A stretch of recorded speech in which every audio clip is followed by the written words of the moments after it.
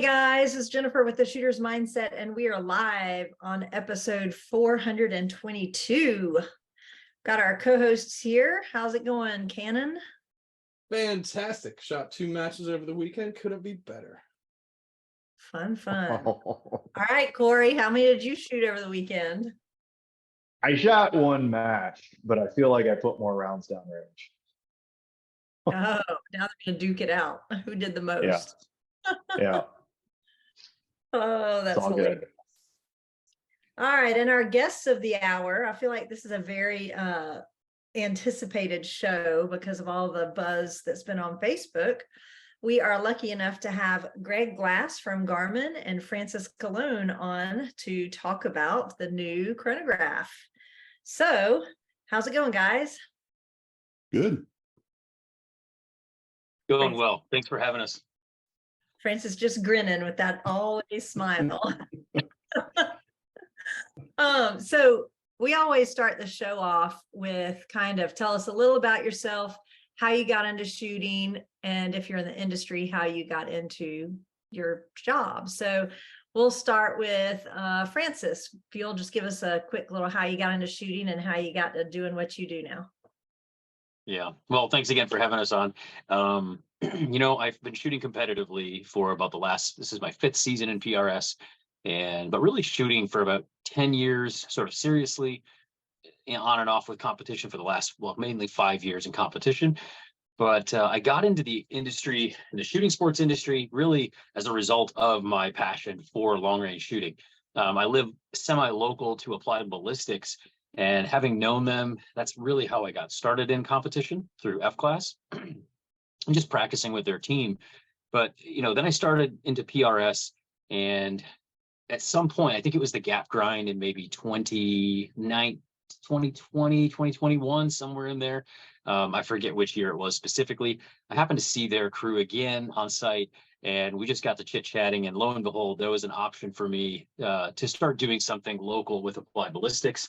And that led to kind of the longer term role that I have now with Applied Ballistics full-time in the kind of a multitude of roles, everything from marketing to sales to product development and lab management, all the above. Just kind of what do we need? So it's been a lot of fun. All right, Greg, how about you? I've been an engineer for just over 30 years now. Been at Garmin for 20, and shot pistols for a long time. And then back in summer of, I think, 17, we launched the Fortrex 701 with Applied Ballistics, our first AB included product, and wanted to learn more about it. Got a rifle, went out and took my first class, shot all of 500 yards, and then 3 days later flew out to Idaho and hit a mile and never looked back. So immediately got into ELR and been doing that ever since. And then about 2 years ago, I shot my first PRS match and shot a couple more the next year. And this year, I think I've shot like 16. Nice. Yeah. Officially hooked. I was going to say you're addicted now. Yeah. I'm in good You're all company. in. That's how it goes. You just, you go to one and you think, oh, I'll just do this one. And Yeah. then, Still hit Steel Challenge in the off season, but Oh, nice. What are you shooting Steel Challenge? everything. Nice. Just got my little Club 13 coin. Oh, congrats. So good times. yeah. So y'all are both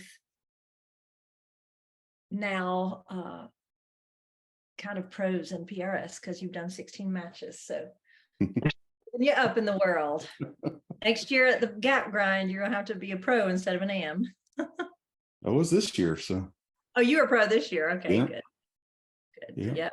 They usually only let you have about 1 year, and if you've shot a good bit, you gotta yeah. bump up. So Yeah.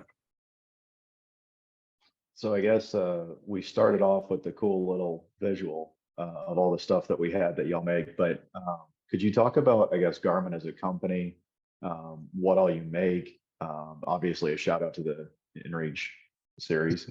But yeah. Yeah. Garmin was founded in 1989 Currently got just over 19,000 employees in, I think, 35 countries. Wow. As for what we make, we have products in aviation, marine, fitness, automotive, and outdoor. So it's really a question of what market. Yeah, that's fair. Yeah. So you said you were an engineer. Are you a double E? Started out as a double E and been a Okay. software engineer the last 25 or so. Okay, fantastic. Nothing with apps or anything, right? All actual Yeah. software. Yeah. Okay, Yeah, good. mostly server side, a little bit of desktop. Awesome. What's your favorite product that you've been as far as Garmin? Definitely the C1. Okay. Because it's been so well received and the reactions have been great. So Yeah. Has it been like cool to make something that's useful for your hobby? yeah, that's one of the really cool things at Garmin is we have, all these different markets, and there's people on these teams that are passionate about those activities. So Right. it took a while to finally work my way into a job where I could, work on this type of stuff, but it's been a lot of fun. How long was Yeah. this in the making? Oh, I think it started back in, I don't remember what year, late COVID-ish. I Okay. figured it took a while. Yeah. Yeah. That's fun to see it then come to fruition. I can Right. imagine this was really exciting for you to finally get it out there in the wild. Yeah. So I've got a question for Greg, if I can, because I know, you also are in the golf market as well. Yeah. And you also have a shotgun product. Yeah. The C1, X1, or the Zeros lineup in general is actually something that I just figured out the nomenclature for between the A series for the arrows, where it's the bow sight, then the C Right. series, the chronograph, S is shotgun. I forget, there's a couple more, but does this chronograph also come out of a function with the golf tracking unit, which I know is a similar radar setup, along with the shotgun technology, and combining those two things? There's definitely some shared technology there. We've been in the radar business for a long time with the big aviation and marine stuff, but really, I can't remember when it was, but even before the golf radar, we started our first really miniaturized radar was a bicycle brake light that Okay. radar built in to tell you when there's cars behind you and how far away they are. Nice. And that technology turned into the launch monitor, and then now the C1 Pro. So it's cool to be able to take advantage of the stuff that the other segments are doing and use that to shorten our time to market. Yeah. Personally, as a shooter, one of the cool parts about that story is that it shows how a large company like Garmin that has such wide reach can bring the technology that's been vetted, validated, and in use in different markets. It's, mature and stabilized, and then quickly translate that to, it's something that ends up in the hands of, well, in our case, shooters, where we can put it to immediate use and have absolute value right away. And I think that may be lost, or maybe a little understated from people who aren't familiar with the Garmin brand, or aren't familiar with how hard it is, generally speaking, to get a new product like this to market and have it function like it is right out of the box. So, yeah, it definitely helps in the quality area there. Yeah. Haven't found all the bugs before. A lot of times when something new comes out, I wait a little bit to buy it. Every time a brand new iPhone comes out, I usually wait a little bit and make sure it doesn't have weird glitches, right? But from what I've heard, I've not heard one negative thing on Facebook. And there have been a lot of people I know that have gotten them and shot with them. So that's pretty impressive. Yeah, even as well as we knew it worked from all the testing when we did the little preview at the grind this year, it was a little nerve-wracking to start, but seeing everybody come back from trying them all on the line together and hearing that nobody had any issues was really cool. Yeah. I'm the same way with, waiting and waiting and waiting. I still haven't ordered my iPhone 15. But this may have been ordered like within 7 minutes of it being released. So we've mentioned this, but now let's kind of, I guess, give it a little rundown, because I'm sure everybody that has any form of social media has seen all of the memes and the posts and everything. But let's give it a quick little product rundown. We know it's a itty bitty little chronograph, but let's get into some of the details. Okay. It's about the size of a GoPro or deck of cards. It has really good accuracy and precision, battery life, and is just incredibly easy to use. So those were kind of the things we were focused on, trying to make it a success. It's a 24 gigahertz radar. What else? It does a really good job on a crowded firing line of figuring out which shot it's supposed to be paying attention to and ignoring the other ones. Also does a really good job of not missing any shots. Yeah. Yeah. Yep. The video you guys put out, it looked like you could do a ton with it, from arrows to pistols to air rifle, like subsonic 22, and then you could do our normal centerfire rifle. So it looked like kind of wild how much you could use it for. Yeah, there was a little discussion about, well, what else can we do? Right. Pretty much any single projectile from 100 to 5,000 feet per second. So That's crazy. so cool. And it'll It's isolate, so cool. like if we're at the gap grind and everybody's out there on train up day, and you know how crowded it gets, everybody's squeezing between each other to shoot. And just having that on my rifle is going to pick up my shot and not Francis's, who's laying next to me. Yeah, we were just handing them out from a table behind the firing line down at the end of the line there on train up day, and with 20 or 30 people crammed in there, nobody ever picked up anybody else's shot. So how hard is it to get on, get it situated on the rifle? It's really easy to aim. If you're within 10 degrees or so of pointed at the target, it's going to work just fine. And there's how fairly. does it attach? What's that? How does it attach? It has a small tripod that comes with it. Nice. So You can just sit it on the ground right next to your rifle. Yep. I usually just reach up and plop it next to a bipod leg and call it good. Yeah, Anywhere it's from 5 to 15 inches back and 5 to 15 inches over. Yeah, I can attest to how easy it is to use. I mean, Chad and I have had units now for a few months, and at several of the last 6 matches or so that we've been to, I was walking up and just kneeling down next to Chad and holding it, because obviously we couldn't let it be seen live at the firing line. Nobody knows what it is, but it was in my palm while he's sending shots, and I get 5, 6 shots. Cool. I just stand up. We switch rifles. He holds it, does the same thing, and we got the same data as if we had done it. We actually tested it, or I tested it prior to that, just holding it while somebody else was shooting a rifle, and they didn't know I was tracking it, to see if I was going to get the same data. And lo and behold, I did.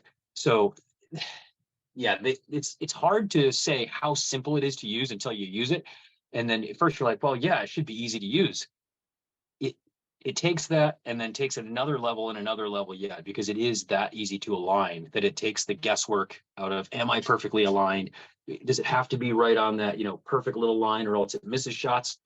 I fired across, for example, at K&M, I fired everything from the 500-yard line all the way to the cars to the right, and it never missed a single shot across that entire pan from K&M on the long range. And that's an incredible feat for any chronograph that's radar based. Having worked in radar for several years with TrackMan, and then now with Applied Ballistics, it's very difficult to design a system that can accurately detect and give precision results back without realignment to the target you're trying to point to. I can't really understate that point. It is the simplest to use and align of any product that I have used to date, ever. Yeah, I think maybe that even comes back to your other point about leveraging what kind of a large company can do and Yeah. knowing kind of what the problems are going to be and how they were solved previously. Because like you said, they do such accurate things in marine, right? You've got the Garmin on top of all the boats, right? You kind of almost expect that that same problem is going to come up, right? So it's Yeah. kind of cool seeing something that's so easy and so attainable. Because you like this little guy, right? Super easy to use. I don't know if it took me more than 5 minutes to set it up, but it's because like if anyone's ever done software, you really have to vet it.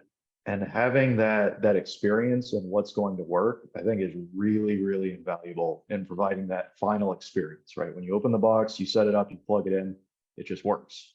You don't have to mess with it. So speaking, kind of bouncing off what Corey just said about taking it out and plugging it in and Mhm. running it, for anybody that is curious about it, hasn't seen one at Gap Grind or out in the wild, can you just talk us through, like, if we came to the range and it's in my bag, what do I do to get my actual data? Basically, you press one button to turn it on. Same button turns it off if you hold it, but to turn it on is literally just that quick. And then you select new session, rifle, pick your velocity range, and it's ready to go. Yeah, and you just did it 10 times slower than it actually is in Yeah. practice. Yeah, Yeah, I had to stop and look going that slow. I usually just yeah. It's extraordinarily fast. It was funny at the Gap Grind. I had mine mounted to the Area 419 mount, and once I started using it, people started seeing it. They're like, "Wow, that's crazy." A few minutes later, "Hey, can I borrow your chronograph?" And it was pull it out.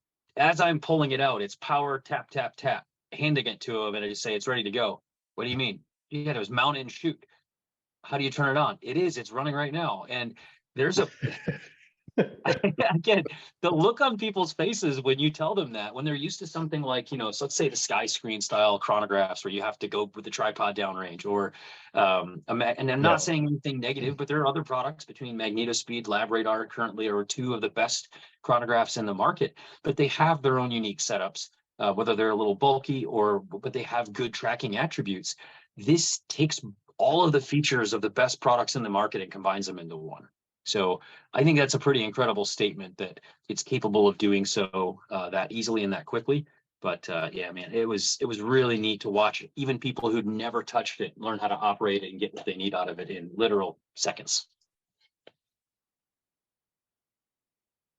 Yeah, and that's one of my big plans for it. I run a very beginner friendly NRL 22 match, and you show up to a PRS 2-day, like everybody besides maybe one person has a chrono. You show up to a 1-day match, probably 90% of people have chronos. But when you go to a really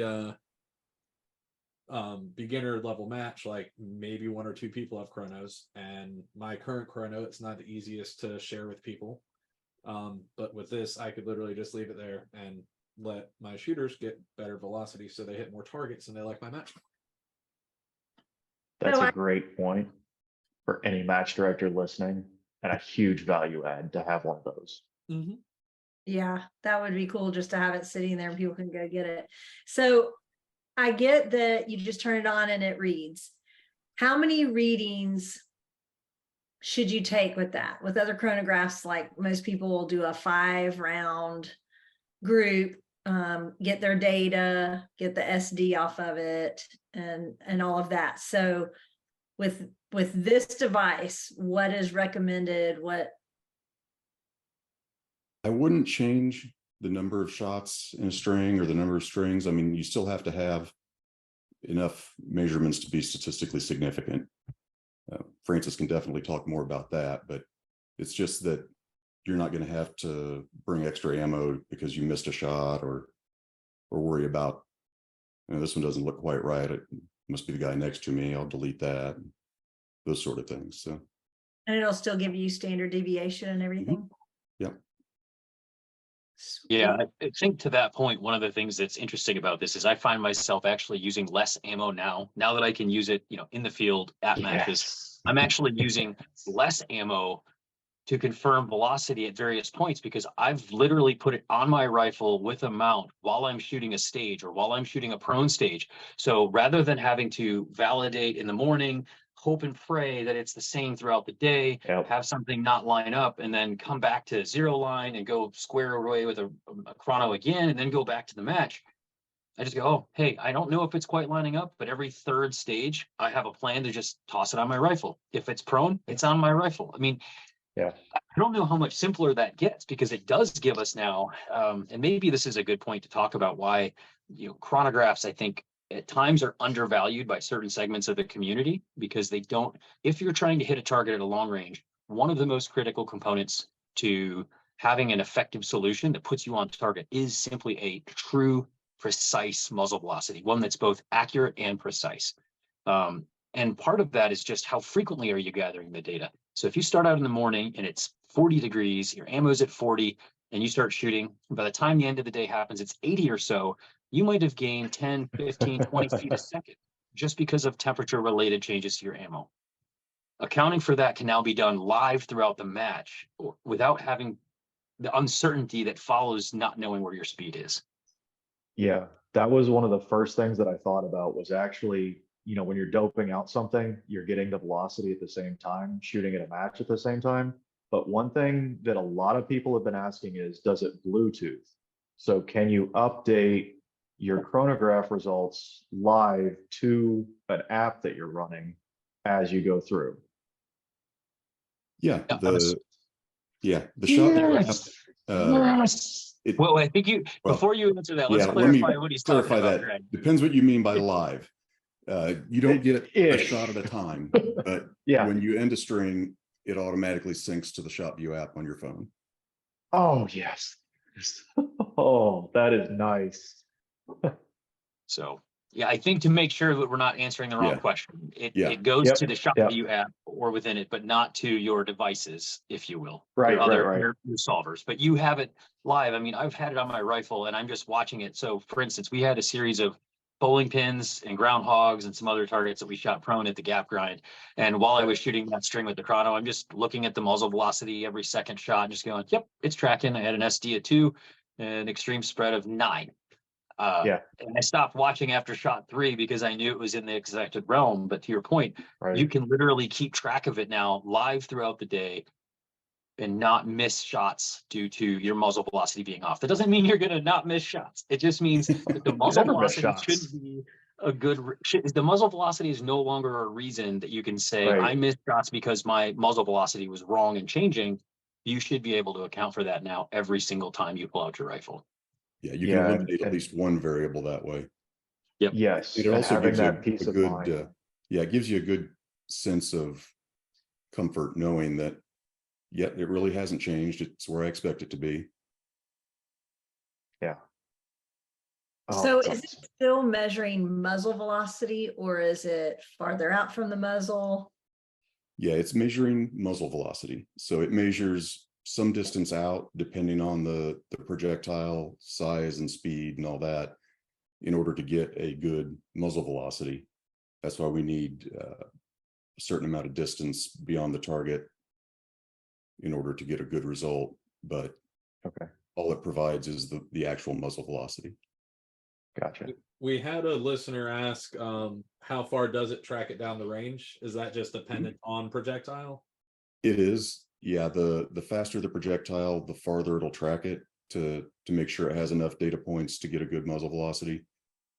But it varies.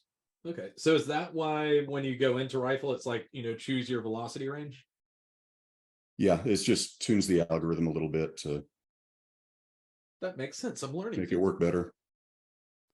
Yeah, and one thing we haven't pointed it out yet, or we haven't talked on it, Greg, or you haven't mentioned it. This is a triggerless radar, which is very unique in the market because So to give some context to it, if you haven't seen it, the Applied Ballistics has a great article up on the scienceofaccuracy.com. That's a blog that just talks about some of the history of chronos. So the sky screen chronos are using what's called a trigger, a light gate trigger, right? Shadow T1 or T0, whichever way you want to call it, and then past the next sky screen, another trigger that puts another time on it. So the time between those two, and then it uses that distance, which is fixed, and calculates a velocity. Radar will also need a trigger. In the case of like a lab radar, it has two modes. It has the acoustic trigger and a Doppler trigger. This is a triggerless in the sense that it's using what amounts to a Doppler mode all the time, which is extraordinarily important for how we shoot and how we're trying to use it in the field. It's just, I honestly, I am blown away at how well Garmin did with taking that unit and giving you consistent velocities from a triggerless device. It's ingenious.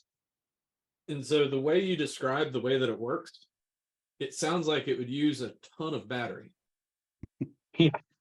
But no. So I haven't charged mine, and I've been playing this thing a lot, and you probably can't see that because of my light, but I'm still like 3/4 of the way charged. Nice. Yeah, one of the things that we've been very focused on in recent years has been battery life, because when you're building products for use in the outdoors, they don't do a lot of good when the battery's not working. So Yeah, we put a lot of effort into managing power and keeping things working a long time. Yeah, as a shooter who puts a lot of rounds downrange, I can say I was shocked when I figured out how long the battery life actually lasted, and that was using a lot of beta firmwares that had some tweaks that were not actually optimizing battery life. I want to say one of the older firmwares that I ran, I was able to run through 4 matches and break in 2 or was it 3 different barrels, so 600. It was 8, just shy 790-ish, 6-ish shots tracked over 6 or 8 weeks. And I went from 100% to 30%, and I only charged it because in just shy of 2 months, I'm like, wow, I don't want to have a chance because I don't know if at the next match I'm going to have a lot of people. This was right before the gap grind. And I'm like, it's been almost 2 months since I charged this thing, and it's still running fine. I should probably charge it just to make sure people have a battery, but I'm sure it would have been fine. It's for the average user, battery life is not just not a concern. It's something you should think about once a month to once every other month for an average user and the amount they might use it. So depending on the shots. I think, what is it you say, Greg? 2,000 shots? Yeah, I think something we say similar? 2,000 shots. Yeah. It's basically 6 hours of radar on time. What kind of battery is it? It's an internal lithium ion polymer. So rechargeable? Yeah. And it charges fast. I mean, I think it was like 30 to 60 minutes generally when I charged mine. yeah. That's awesome. And then lasts like forever. A lot So- longer than 30 to 60 minutes. Yeah. I know. This thing is so portable. I know when I go to matches, I take my chronograph down for the train up day, and then it stays in my car. Just because I don't want to haul all of my gear, all over the range. But this thing is so small and portable, it'll just fit in a pocket of my backpack and stay there. It's crazy how little it is. So every time I go to a match, which when I show up to the next one, you're welcome to everyone that shoots it, because it's going to rain. Because if I go to a match, Yeah. it is going to rain. That is just a fact. It is how it goes. If Jen is there, we will get wet. It's going to drench us. So do I need to put it away when it starts raining? How's it doing the weather? It does great. It has an IPX7 weather rating. So that's 30 minutes of incidental exposure up to 1 meter. And it measures just fine. It's not impacted performance wise by either rain, snow, lighting conditions, any of that. So That's awesome. That is good, because I got soaked through to the bone on Friday. Just a random one. A random one just came in, and of course I was at the back left of the range, And then my truck was at the back right of the range with the windows down, and I'm on a Kubota with no windshield. Super fun. So a couple questions on that just came in on live. I think one of them we're going to ask later, but it fits in well here. What if, batteries never last forever? Is there a way to replace the battery long down the road if something goes wrong with it? What we tell people is to just call our customer support, and anything that happens with your unit, call our support. We pride ourselves on taking care of our customers, and we will figure something out. Yeah, and I've called them once before with an old GPS unit. So people make fun of me because I have my old Garmin Nuvia up here that I keep in the truck. But when you pull out a K&M and you're going to an Airbnb that you've never been to before, it's so much easier than the strategy of, well, we're going to go left or right until we get service. You just put it in your Garmin. But they, for a company, normally the bigger the company is, like the worse the customer service. But like I felt like I was almost calling like a small operation with how well they took care of me. So I can personally attest to that. Will asked, is it USB charge? It is. It's USB-C because it's 2023 and this is what we use now. Thankfully. And it will run on a external battery as well if you need to. If you stay away from power for 3 months, Francis.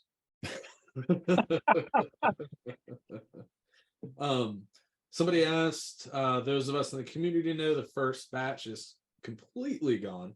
How long should we anticipate the next batch starts hitting retailers?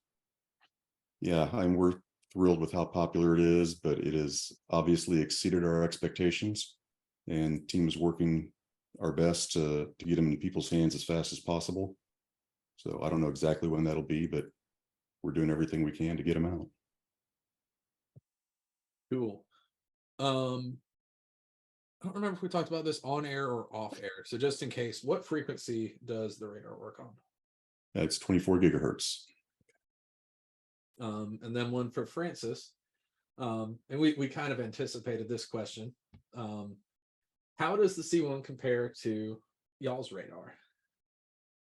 Oh, that's an interesting question. So I think Greg said we were okay to talk about this. So early on, after they had a lot of the prototype units out, they had contacted us to see if we could do some comparison. And we actually had, was it 4 or 5 units out at a few different points throughout the early part of the year to both check it against multiple calibers and multiple units running simultaneously. And it was actually a really cool experiment and test to watch.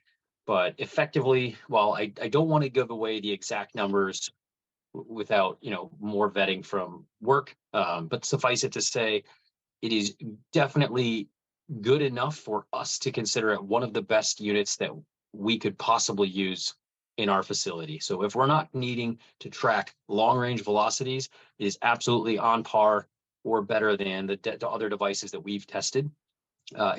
It's one of the most precise across the board. So I'll just say it's very much good enough for us to rely on it at the lab for some experimentation when we don't need downrange tracking of the bullet. We really appreciate the ability to go out there and test, Francis, because it was one of the first things we realized as we were developing this is, how do you tell what's right? Yeah, and that's as a shooter, and also having worked at AB, there is an interesting dilemma that I think it's a phenomena, maybe more of a dilemma, but it is a phenomena that happens. We buy any given product that's a measurement-based system, right? So I'm here in my reloading room and I've got a set of dial calipers. Mm-hmm. When these say 0, I expect it to be 0. When they say 1 inch, I expect them to be 1 inch. And they're quote accurate or to 1,000th of an inch. But you don't know that until you have something else to reference it against. So in these cases, you would technically need a gauge block to measure against to know how precise these actually are. And you need something that's more precise than say what you're trying to measure. So if the thing that you're measuring is only plus or minus 1,000th, and you have devices plus or minus 1,000th, you really haven't gained any level of precision or comfort. The reason I'm bringing that up is chronographs have been one of those devices that we have trusted are right. And the human condition, unfortunately, means we tend to believe when we pay money for something that that thing gives us an exact right number, even if it says plus or minus something at the end. And that's a little bit of a problem, because I know that this says plus or minus 1,000th, yet when I report to someone and says, hey, what's this bullet measure or whatever, I give them exactly what this reads, but that may not be the right number. I have to take into account that little bit of error. And frankly, the more precise and the more accurate the devices you have that are giving you numbers that are critical to creating long range solutions or making great ammo, the better those devices are at consistency, the better your results will be downrange. And I think this speaks, kind of full circle when you look at the problems across the industry in learning to shoot long range. This unit specifically will solve one of the major hurdles. A good friend of mine said, hey, this unit's really cool, but it's really beneficial mainly for, say, somebody like us or like me, like professional shooters, because it's small, it's $600, we're going to gain portability. Well, I actually think it's the opposite. I think that the average shooter benefits more from a device like a Garmin, because when you think about the old school setup processes for, say, sky screen style chronos or others that have to connect in multitude of ways, you're actually, as a new shooter, you're de-incentivized to hook something up that takes 5-6 minutes when you could just start shooting. This removes that incentive to say, I don't want to delay the gratification of enjoying the sport that I have, and just gets it right in front of you, gets you real data, and you don't have to use it after you've got it done. It can just stay on the whole time if you want it. That removes a barrier that will help more people understand the value of good information, sort of the old garbage in, garbage out, and good data in, good data out type approach that AV prides itself on. I think that's going to help across the board for shooters who are now looking for a system that's easy to use, fast, and will give them the right number. I think they'll benefit more at even the low end, if you will, because of all the capability that this system has. Exactly. That's a long way of saying it, but hopefully that point got the point across that it's good for the average user as well. Yeah, I can't tell you how many times I've heard the phrase in the match, yeah, I think it's shooting this fast. I didn't have time to chrono or this or that or the other thing. And with this, literally, if you just don't go to the zero range or whatever before, you'll know if your velocity and your data is good after your first stage if you wanted to. Mhm. Yeah, and I think there's a larger point here that I think I don't know if anybody's asked about ballistics, so to speak, but maybe this is a small blurb that will help put these two in line with one another. So if you're using this, or if you're using a chronograph on, let's say, every shot to know your velocity, Greg said it earlier, you have ruled out one variable as a cause for inaccuracy downrange, not precision, but inaccuracy. And because of that, that means that if you plug in what Garmin says from the device into your solver, and you have a good zero, and you have a BC that's come from the AV library for a measured bullet that we've populated, you should be within a 10th or two. And if you, at all distances out to, supersonic, at least through supersonic. And if you're not, there is likely something else in your system that is wrong. Like not just not a little right, but very wrong. Whether you have that one lot of bullet that is absolutely different in terms of BC, which is possible, or maybe your scope isn't tracking perfectly. Maybe you have an incorrect target range. But effectively, what I'm driving at is this removes that uncertainty of your velocity being wrong. And that is, I can't actually say how valuable that is, because the thing that it helped me see a couple weekends ago, I'm actually working out, but it helped me understand something that had to be looked at and explored a little further at my level of shooting, that eliminated one source of error that put a glaring light on another source of error that I have to go examine a little further. So this thing has been incredible to use in practice with how consistently and how quickly you can grab data in all conditions. I think everybody has had that match where something was off and they couldn't figure out what. Like you're just hitting erroneously, you can't figure it out. Some people it's the scope is not tracking. Some people it's that your barrel was not screwed on as tight as it should have been. Oh, Some people it's that their velocity changed, right? So I think that you're right, Francis, being able to take one variable out, eliminate it helps you to troubleshoot a little bit faster without that being one of the things that might be the problem. Yep. Yeah, and being able to track consistently through the entirety of a barrel. So it's a lot of, I had a story of a guy who called me and he was having trouble with his data. Long story short, he said, yeah, I chronoed it and it was this. I did a lot of digging and it come to find out he had 1,200 rounds on his barrel or so. And when I said, so when's the last time you chronoed? He said it kind of like without really, without missing a beat. Yeah, I just did it when I did load development.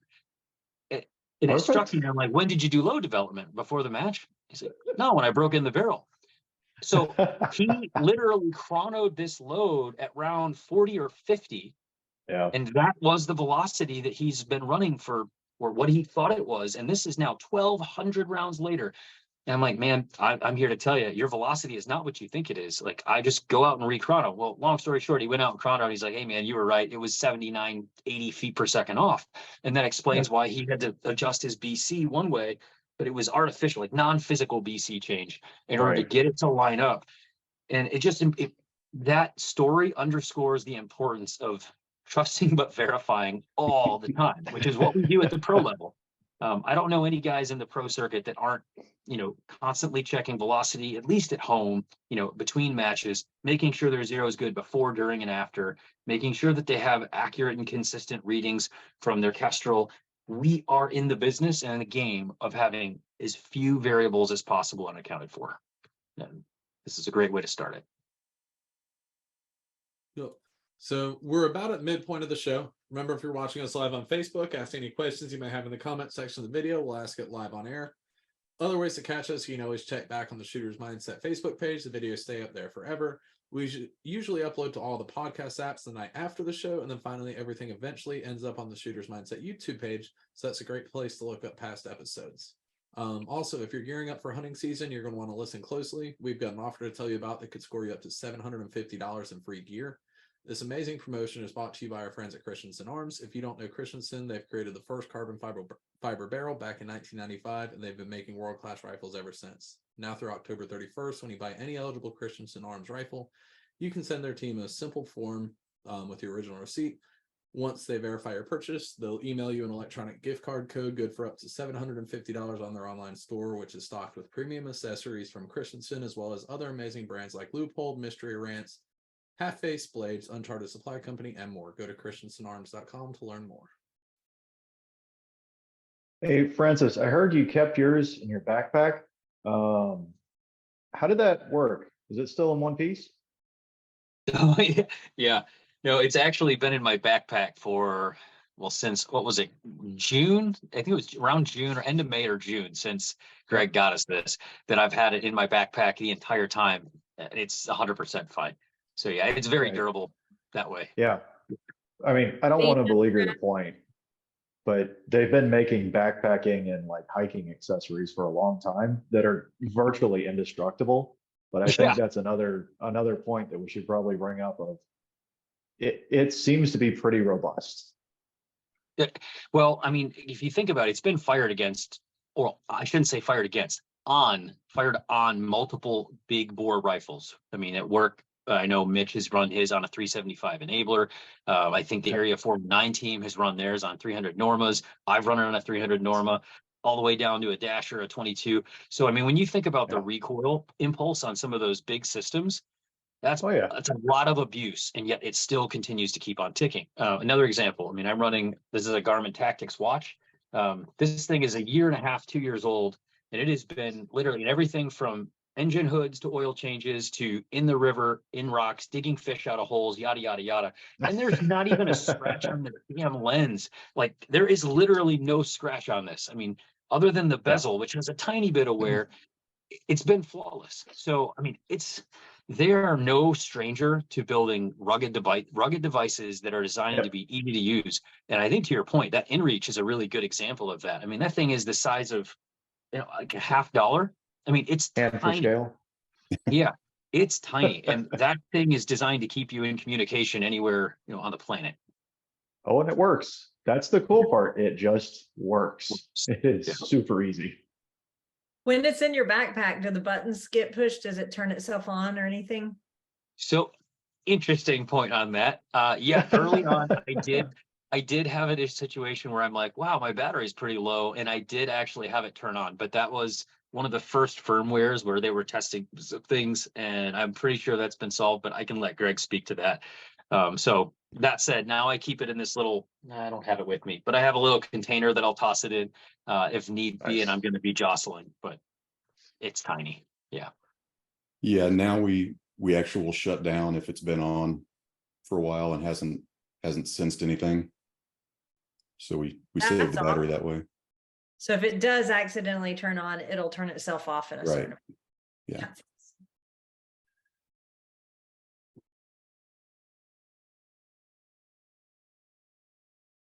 Huh, Let's see. that's a question.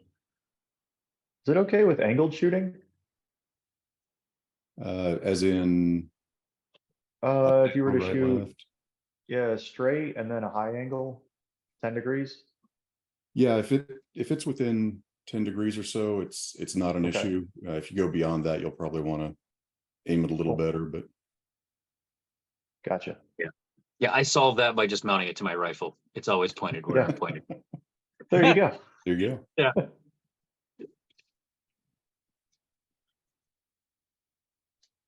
Are there more lives? A ton of lives. Sort through them. Uh-oh. Sorry, I was replying to Joel's question on mounting it to, or the degrees thing. They said Francis should just mount it to the rifle. Yeah. So how do you mount it, Francis, on top of your scope? No, I actually use the left side orientation for with the 419 mount. So the 419 mount has two orientations, one where it can sit lateral to the rifle, so just to the left or just to the right, or you can orient it forward and mount it, say, to a pick rail up top. And I think actually Joel Wise was the first person to check this that I've seen. I haven't tried it yet, but technically you can flip it upside down. If we're watching Top Gun, we're inverted. But if you mount it upside down, I do believe you would get also velocities. There's no reason I can think of you wouldn't. It's just the numbers are upside down, which, yeah, Right. I was going to make a suggestion to Greg at some point, but it is actually something you could mount underneath if you know that that's the best place for it. But I mean, it sits so close to the edge of the rifle, it sticks out maybe 3-4 inches. The only time in a match I would be concerned about having it mounted that way is if I were going in and out of a porthole. So if you have like a tight window and I could bang it on something, I might be a little bit nervous at that point. But honestly, there's very few situations where I would run at a match that I don't think I could run it on the rifle live. And I did actually practice that way with it. No issues. I mean, it's so small and so light, it doesn't create an issue or an impediment. I thought I was going to notice it out of my left eye. It just so happens that when your left hand is on the rifle, driving the rifle, it blocks almost the entirety. If you're in a good position, it almost completely blocks the view of it unless you're actually looking for it. So it's not a distraction to me. It doesn't seem like it's in the way. I don't even think about it. Just pick up the rifle and move and do your thing. You need to figure out how to put a dope card on it. Then you can have your chrono and your dope right there together. A couple like rapid fire things. How many shot strings can it store, and how large can the strings be? It'll do on the device 50 strings of up to 100 shots each. Damn. And when you sync it to the phone, the only limitation is available storage on the phone. Okay, so awesome. Yeah. Are there any like outside factors, known things that can cause issues with getting a reading? Not that we're aware of. Cool. Will it work in a tunnel? Yes, we actually got that question from a dealer early on and had to go out and track down a tunnel and find out, but it does work. Yeah, no, that's cool. So there's a lot of ranges up north, like Minnesota area, that have like culverts and stuff too, at public ranges, private ranges, things like that. So I can definitely see that being a question that people would have outside of maybe the guy building one in his basement. Yeah. I want to be that guy. Me too. I just want like just a measly 100 yards underground, like nothing too wild, so I could just do low development in my basement. I mean, honestly, just having a basement would be cool. I don't even have one of those, but Time and pressure. yeah. So I have this app that it's funny. I think it was a Kurover on Reddit found it before the release after the gap grind, and someone found it in the app store. And of course, I downloaded it, and it doesn't do a whole lot without the without the chrono. But let's talk a little bit about this app and what some of these cool features are in here. Sure. Does it work live? So like, let's say that I'm a coach or a friend or something like that. Can I stand behind somebody and see every shot from my iPad or my phone, or do I have to sync it?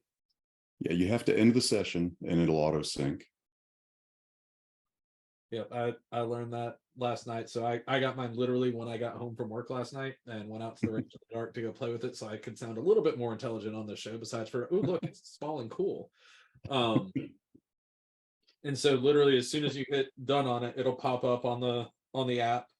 Yeah. Can you export the data out of the app if I have something else that I like to track all this information in? Yeah, you can export it as a CSV file. So Nice. you just hit the menu item, say export, and it pulls up the same menu from the phone OS that you see when you want to send email or text or whatever to somebody. So you can email it to yourself real easy. Very cool. And one thing, I think someone made a kind of a funny joke about it earlier in the comments, but it's a very common thing for people to, delete shots to get, post their SD2 or something like that.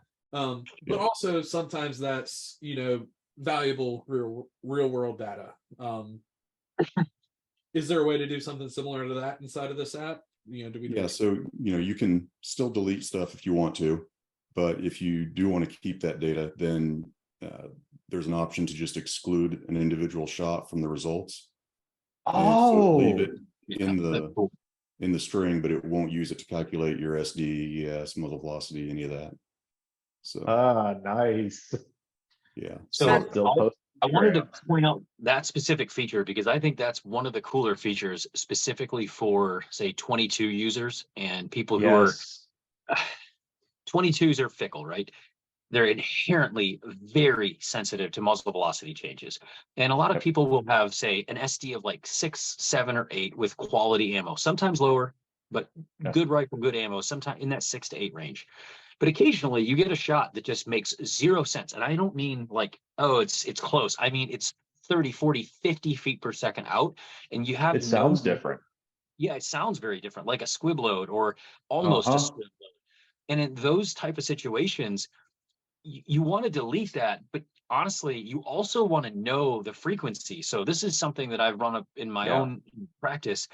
If I were testing and I wanted, say, 100 shot string, if I were shooting a 22, I would fire 100 to 200 shots over this chrono, and I would simply find those outliers and remove them without deleting them, so that I have a frequency count on how many of those occur per 100 shots or per 200 shots, so that I can make a smart deduction that if I see that every about 1 to 2 out of 100 are, say, 30 to 50 feet per second slope, and I see a shot randomly drop on target 4/10 low, I'm more likely and well armed now to know I shouldn't make a correction based on that shot. My data's good. The average velocity is more correct if I just omit that shot for the bulk of the shots. It's kind of like the idea that you could put 99 shots into a dime and then have 1 5 inches somewhere else. Would you create an average based on that? And the answer is you should toss 1, use your real 0, and know that 99 shots out of 100 are going to be exactly where you expect them. And if you see this big outlier, ignore it, move on to the next shot, and keep banging center. Yeah. That's a really cool feature within the product that I'm really excited that they were able to implement. So I'm sure if you're watching us on a video source and not on a podcast, I'm literally learning this app right now, like as they're talking and telling me everything.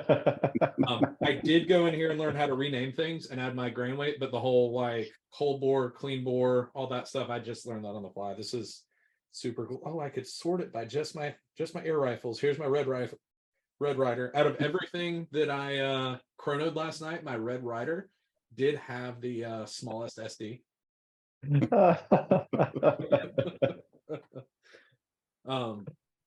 This is, I don't know if that's good or bad because I'm looking at it right now, and and we need to work on your hand loading skills.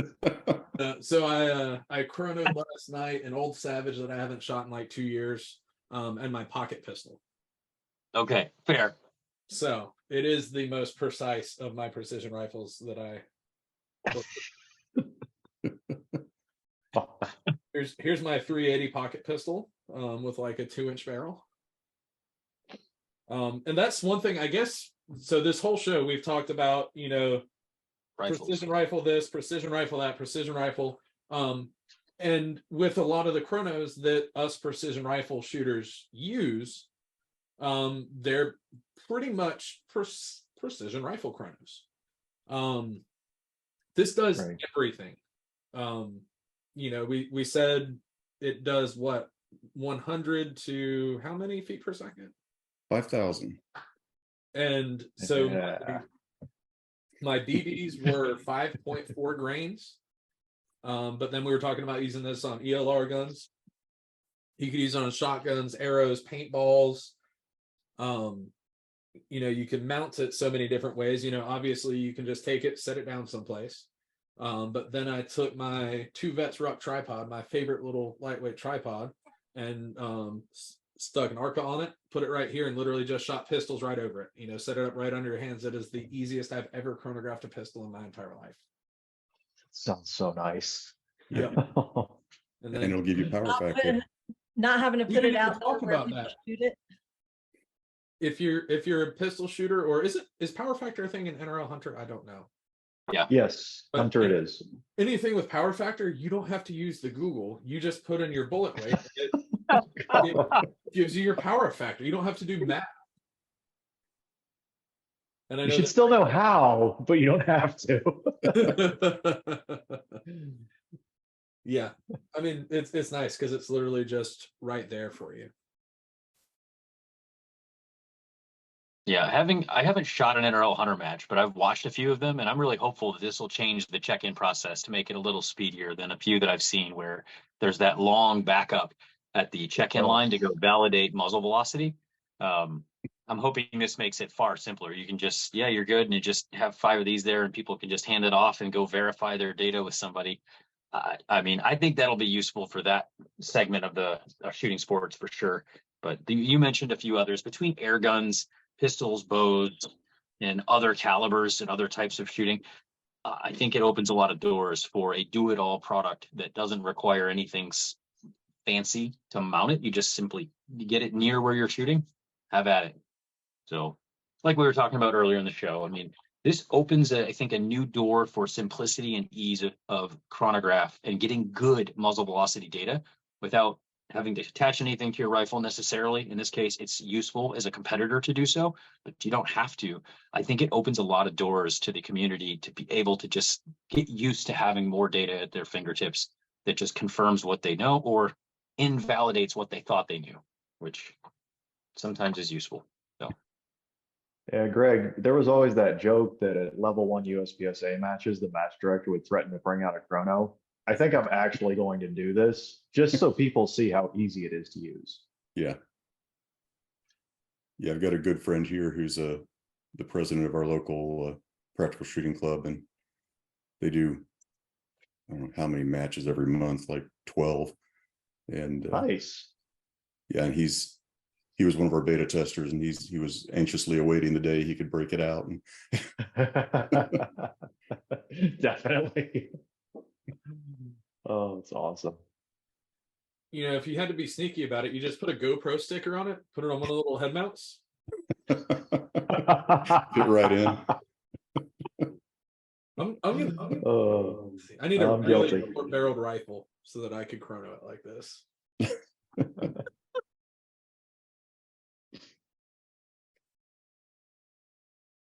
Oh, are there any other lives? There are a There's ton of lives, but let's see what's worth asking. Joel asked Francis, are we going to hear about this on yours and Chad's podcast? You guys gonna It is definitely planned. We will definitely be talking about it on Miles to Matches. And again, from the practical standpoint of how we've been using it, what we feel it can do for the average shooter, what we feel it can do for an advanced shooter, and where this sort of takes the guesswork out of it and how to implement it, best practices, so to speak. So yeah, I think you'll definitely hear about it on our podcast. There was one more. I think it was in the video, but each unit is supposed to have a slightly different frequency. So multiple units on the line. Let's say next year everyone at the grind has one. They'll be measuring that shooter's velocity and not everyone else's. Yeah, there's multiple frequencies that it'll work on, but it just Okay. detects what else it can nearby, Right. and switches so Okay. that it's not interfering with anything. That's so awesome. That's so much better than if they were, okay, we'll put them on 6 different frequencies, because with my luck, Jennifer would get one and ours would have a frequency and be like, no, go to that end of the line while we chrono. Yeah, I'm actually really thrilled that they figured that out before launch. With another company I worked with in Radar, we had to, let's just play shuffle the orange boxes around the range while guys were hitting balls, because the frequency switching was a big deal. And so as we started having more and more units, all of a sudden it became denser and denser. Suddenly we have to start leapfrogging who's playing with what unit, just so we could say we need to switch that frequency. And I ran around an entire range just going, okay, you need to be on this frequency and then you're on this one. And we would map it to get out of potentially double tracking and causing some errors. But Garmin was ahead of that before launch. So yeah, it's pretty smart.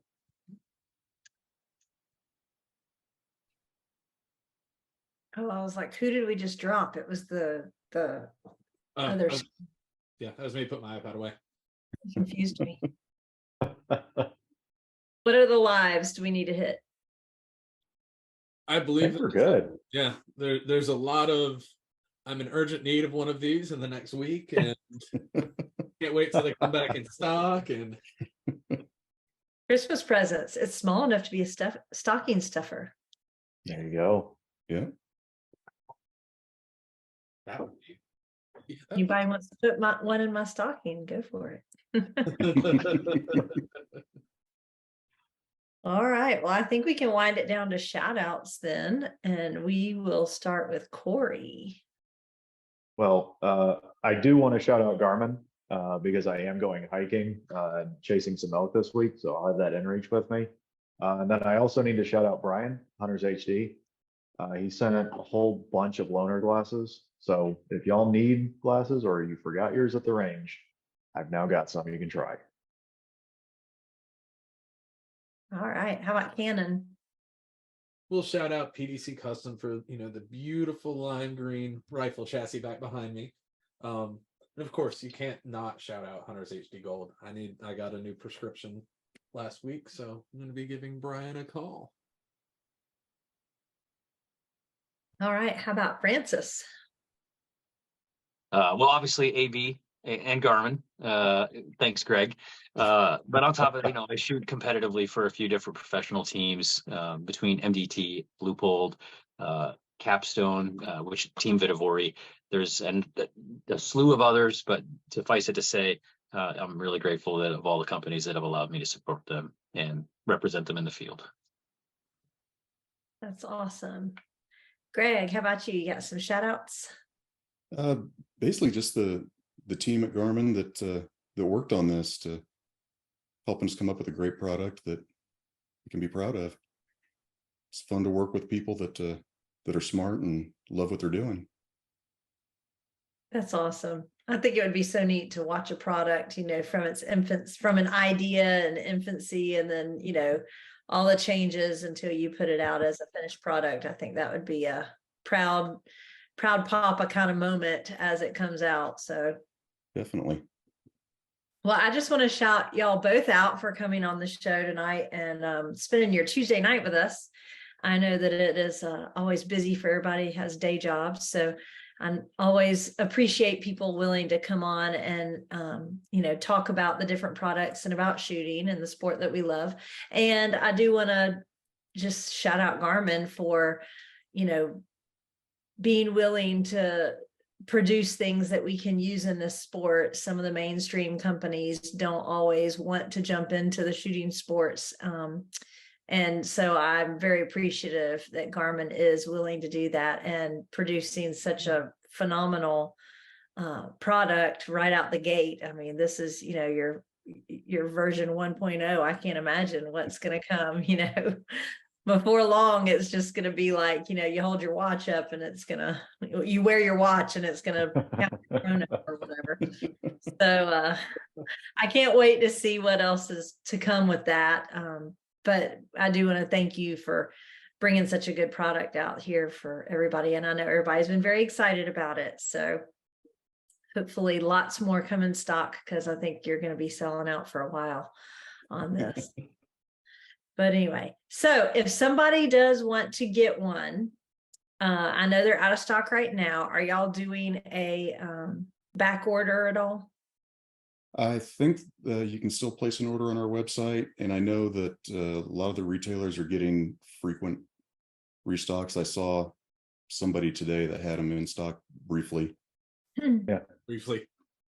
So if someone wants to, I know a lot of the people that do have them right now, but if somebody's at home and they're like, well, I want to get one, but I don't know where to go.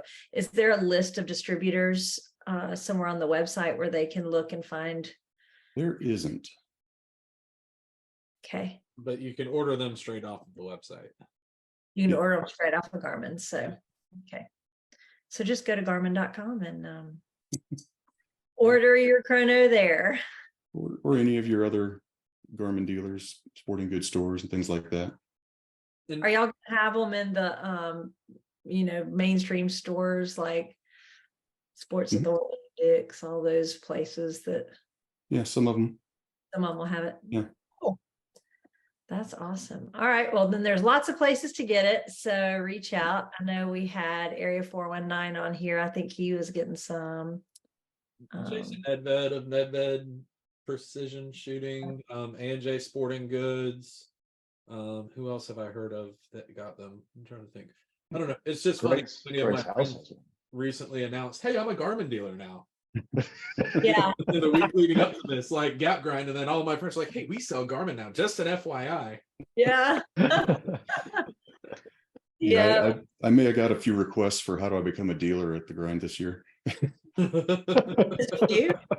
Hilarious. That is funny. It'll probably be a busy SHOT Show. You'll have a lot of people. But anyway, so there's lots of avenues you can go and get it. So reach out and get one. And I'm sure if you have any more questions about it, Francis is pretty passionate about this and loves talking about it. And you can always ask him questions because he enjoys talking about it, I know. All right. And with that, it'll be a wrap for episode 422, and we will see y'all next time.